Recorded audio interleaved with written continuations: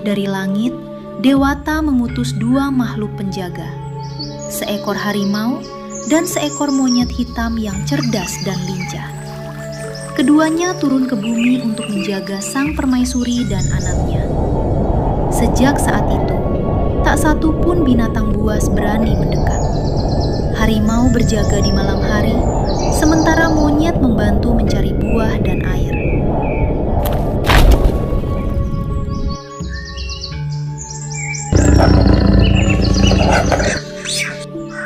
Pada zaman dahulu kala, ketika api gunung masih dianggap napas para dewa, berdirilah sebuah kerajaan besar bernama Parembean Panas.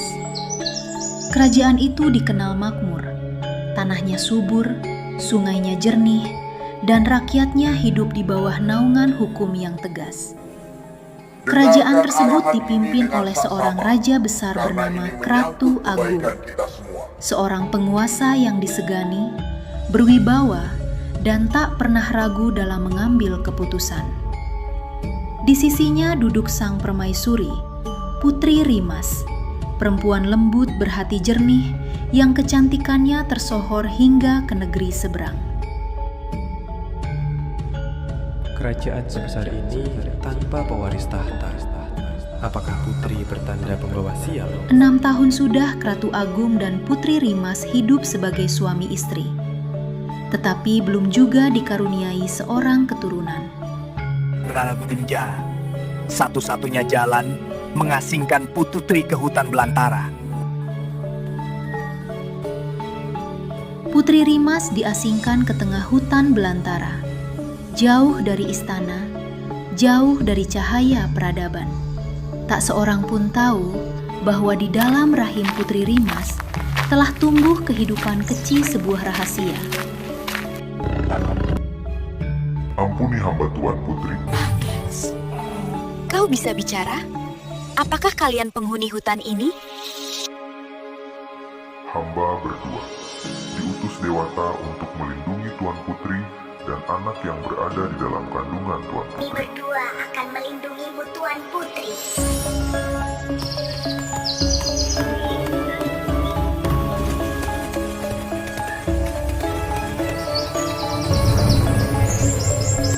Pada suatu malam yang sunyi, Putri Rimas bersujud di tanah.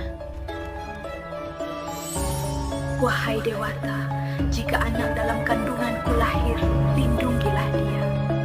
Di tengah hutan itulah, Putri Rimas melahirkan seorang bayi laki-laki.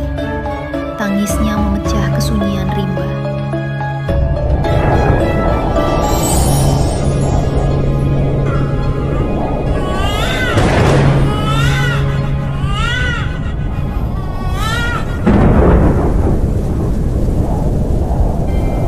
Ia menamainya Bujang Awang Tabuang, anak yang dibuang oleh dunia, tetapi diterima oleh alam.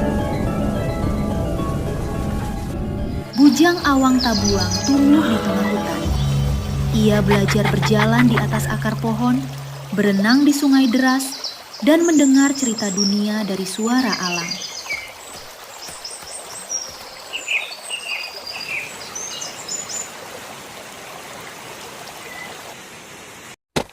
Harimau mengajarinya keberanian, monyet mengajarinya kecerdikan.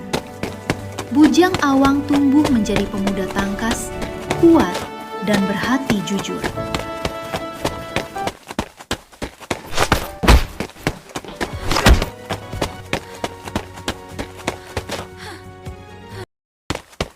Beberapa tahun kemudian, sebelum kembali ke kahyangan, harimau dan monyet duduk bersama Bujang Awang.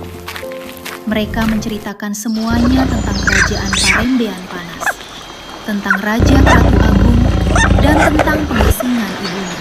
Ibu, apakah benar semua yang dikatakan oleh harimau dan kera itu? Benar, anakku. Tapi ibu enggan mengatakannya padamu. Lebih baik hidup di hutan seperti ini saja, menjadi rakyat biasa. Namun kebahagiaan itu tak lama. Putri Rimas jatuh sakit.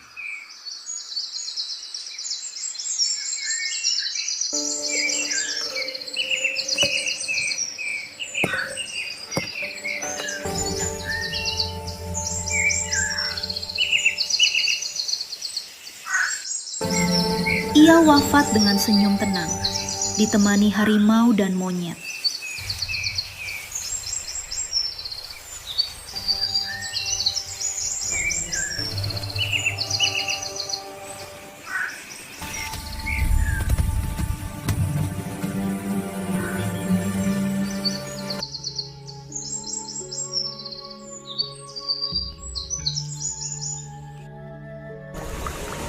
Datangilah ayahmu.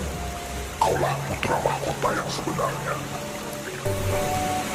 Terima kasih kalian sudah menjaga aku dan ibuku. Dengan hati bergejolak, Bujang Awang Tabuang memutuskan pergi ke kerajaan. Ia berjalan melewati bukit-bukit terjal, sungai deras, dan lembah berbahaya.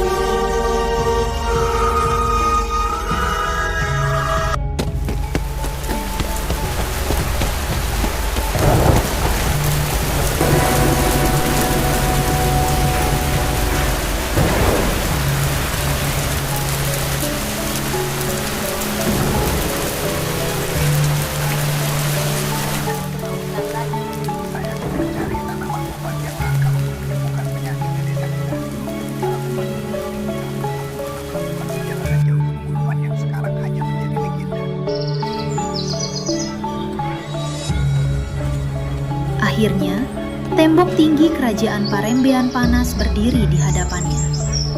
Namun sambutan yang ia terima bukanlah kehangatan.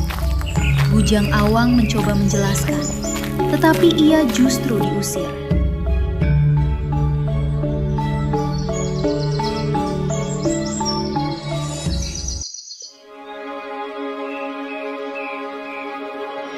Hei anak muda, apa yang kamu lakukan di sini? Aku ingin menemui Raja Kratu Agung. Hei, kau pikir menemui seorang raja bisa semudah itu? Pergilah, jangan bermimpi bisa menemui raja. Aku akan pergi setelah aku bertemu dengan Raja.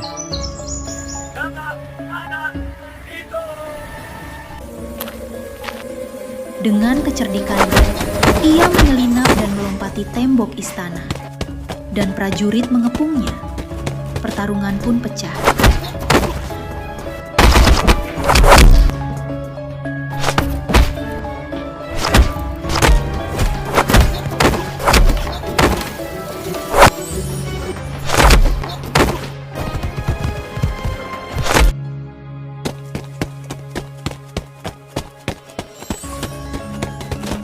Namun jumlah prajurit terlalu banyak. Ia melarikan diri.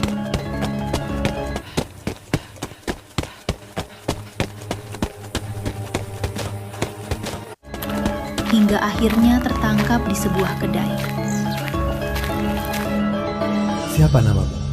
Dan apa maksud dan tujuanmu ingin menemuiku? Hamba Bujang Awang Tabuang. Hamba ingin menyampaikan sesuatu yang penting kepada Baginda.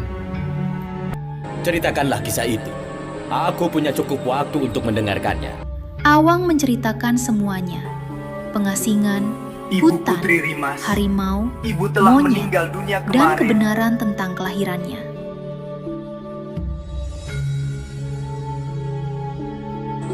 Sungguh aku sangat menyesal telah membuang ibumu. Aku benar-benar tidak tahu kalau dia sudah mengandung. Sejak ibumu pergi, aku selalu ragu-ragu untuk menikah lagi. Jadi, aku sebenarnya sudah punya seorang putra, calon penerus tahtaku. Maafkan ayahanda, anakku. Bujang Awang Tabuang diakui sebagai putra mahkota.